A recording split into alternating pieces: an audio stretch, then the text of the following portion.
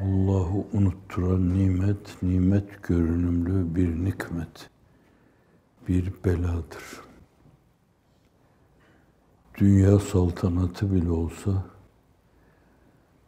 Allah'ı unutturduğu dakikalar, saatler adedince hafizanallah, başından aşağıya bela ve musibetler yağıyor demektir. Adım adım cehenneme doğru yürüyor demektir. Dünya saltanatı bir dakika onu unutturuyorsa, bir saat onu unutturuyorsa,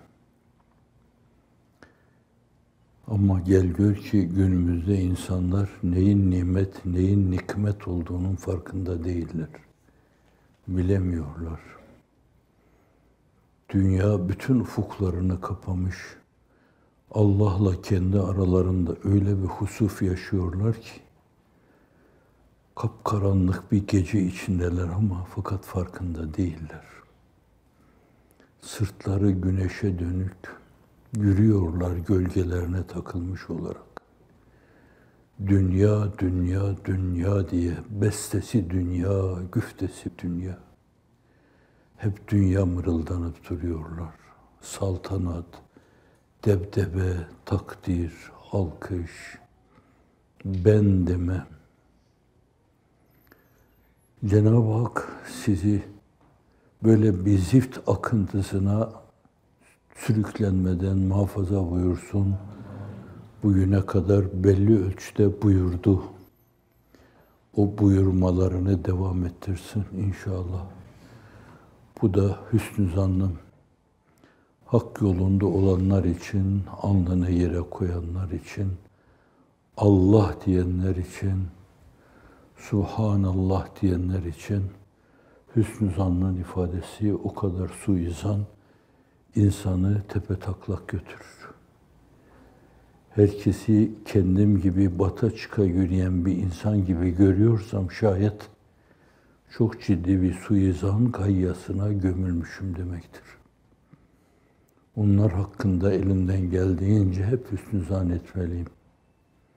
Ama gel gör ki toplum tepeden tırnağa öyle bir levsiyat içinde, onun radyoaktif tesirleri en temiz yuvalara, en temiz vicdanlara tesir etmemesi, kirletmemesi mümkün değil. En azından radyoaktif tesiri, gamma tesiri, onlar üzerinde de belli tesir olur farkına varmadan. En azından şu olur, yapılan o mesavinin mesavi derinliğini göremezler. İç içe cinayetler, müzaaf, mükab cinayetler işleniyordur. Zulümler irtikab ediliyordur. Kafirin yapmadığı şeyler yapılıyordur. Müslüman iniltileriyle, mazlum iniltileriyle feza inliyordur. Zalim hayhuyuyla feza inliyordur. Ülke değişik bela ve musibetlerle inliyordur.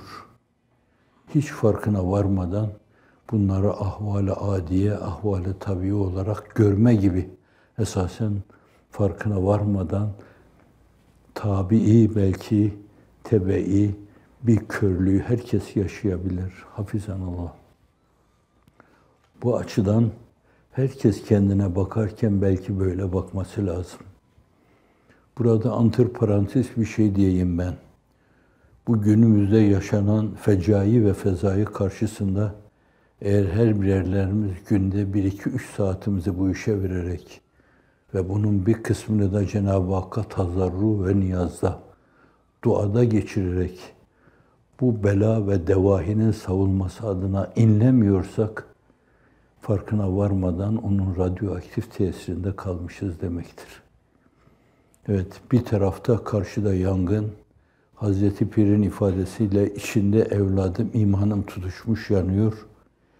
Eğer elimizde tulumba o yangını söndürmeye koşmuyorsak, içinde yanan insanları ondan kurtarmaya koşmuyorsak, dünkü evvelki günkü hortumdan insanları kurtarma adına bir kısım tedbirler alma nevinden tedbirler alınmıyorsa, o iş için yürekler çarpmıyorsa, nabızlar atmıyorsa, Zannediyorum insanlığımızı mizanda öyle bir keffeye kor tartarlar. Siz bu kadar insansınız derler. Hafizanallah. Evet.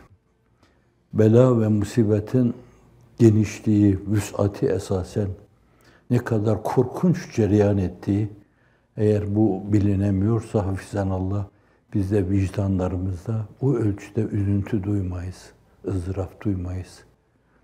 ızdırap, insanların dualarının kabul edilmesi adına çok önemli bir faktördür.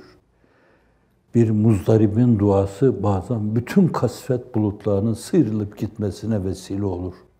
Muzdarip ve muzdar. Emmen yucibul muddarra izâ dehâhu ve yekşifus-sû. Muzdar, içini Allah'a döktüğü zaman o bela ve musibetleri savan ve sonra onlara yeni keşifler yaşatan, yeniden güneşle buluşmalarını sağlayan, temin eden Allah'tan başka kimdir? Bu ona yönelmeye bağlı. İnsanlık sefalet içinde, rezalet içinde inim inim inliyor. Bütün dünyada, hususen bazı yerlerde, bahusus sizin ülkenizde öyle fecai ve fezai yaşanıyor ki ve aynı zamanda ona adalet diyorlar, hak diyorlar, istikamet diyorlar. Her şey yörüngesinde yürüyor diyorlar. Dolayısıyla bir kısım şuursuz, muhakemesiz insanlar da buna inanıyor ve üzüntü duymuyorlar, Allah'a teveccüh etmiyorlar, işlerini Allah'a dökmüyorlar, dökemiyorlar.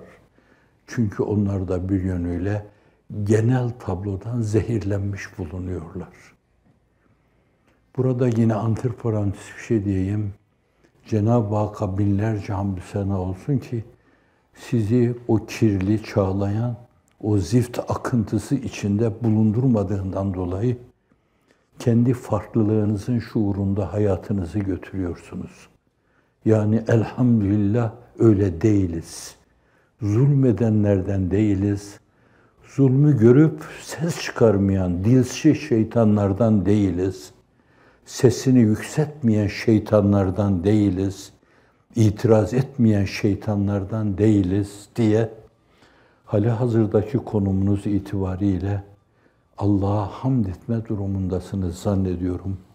Bunun farkındasınız veya değilsiniz ama konumunuz bu. Allah'ın konumlandırdığı bir şey, durumunuz bu. Cenab-ı Hakk'ın ilettiği bir yönüyle siz için hazırladığı, temin buyurduğu durum bu. Cenab-ı Hak bunu geliştirsin, inkişaf ettirsin. Evet, Akif'in sözü. Irzımızdır çiğnenen, namusumuzdur doğranan. Hey sıkılmaz ağlamazsın, bari gülmekten utan. Evet, ırzımızdır çiğnenen, namusumuzdur doğranan. Hey sıkılmaz ağlamazsın, bari gülmekten utan. Dudakların geriye gitmesini Allah'a karşı bir saygısızlık, ızdırap çeken insanlara karşı bir alay mahiyetinde kabul edemiyorsan hala nasibin o kadar demektir senin. O kadar nasip. Cenab-ı Hak olup bitenleri mahiyetü nefsül emriyesine uygun duyurmaya muvaffak eylesin. Bende olup biten hadiseler karşısında evet, ümidimi hiç yitirmedim. Reca duygumda hiç kayıp yaşamadım. Rabbime karşı ümidimde bir sarsıntıya maruz kalmadım. Ama şunu itiraf edeyim, immün sisteminin çökmesi karşısında 20 tane rahatsızlıkla 24 saat inlediğimde muhakkak immün sistemim tamamen pes dedi bana. Ben artık bu kadar fecai ve fezai karşısında bir kısım vücuda musallat olan virüsler ve mikroplara karşı mukavemet edecek güçte değilim diyor bana her an, her dakika. İşte 10 dakika evvel de ayağıma refleksoloji ile alakalı takunyaları takmış odanın içinde dolaşıyordum. Gidemem galiba, namaza gidemem. bu arkadaşlar huzuruna çıkamam diyordum. Fakat dişimi sıktım her şeye rağmen. Bu dünya ahirette mutluluklara ulaşmanın koridoru, daha doğrusu o yukarıda bir şey olduğundan dolayı helezonudur. Dünya ne kadar deni olursa olsun o âli makamlara insanları yükselten bir vesile, bir vasıtadır. Esma-i İlahi'nin tecelli ettiği bir yerdir. Cenab-ı Hakk'ın tanındığı, tanınması gerekli olan şeylerin tanındığı bir yerdir. Bu dünya öyle bir yerdir. Buraya takılıp kalanlar esasen bu vesileyi, vasıtayı ihmal ettiklerinden dolayı tamamen öbür tarafı karartmış olurlar. Ahirette kendilerine sonu gelmeyen bir küsuf yaşatmış olurlar. Şimdi burada insan kendi dertleriyle biraz evvel İnveç'in tahammülü açtığından dolayı arz ettim. Söylemek doğru değil. Ona karşı şikayet olur. Ama innema eşku bessi ve huzn ilallah, bir peygamber dağınıklığımı, tasamı sana arz ediyorum Allah'ım dediği gibi benimkini de öyle kabul etsin. Ama müminin işi sadece böyle kendi ızdırapları karşısında fasabrun cemil vallahul müstean ve la ma tasifun, sabrı cemil, yani innema eşku bessi ve huzn ilallah. Rabbi inni messeniyed dur ve ente erhamur rahimin. Bana zarar dokundu. La ilahe illa ente subhaneke inni kuntu minez zalimin. Ben zalimlerdenim Allah'ım, kendime zulmettim Yunus İbni Metta.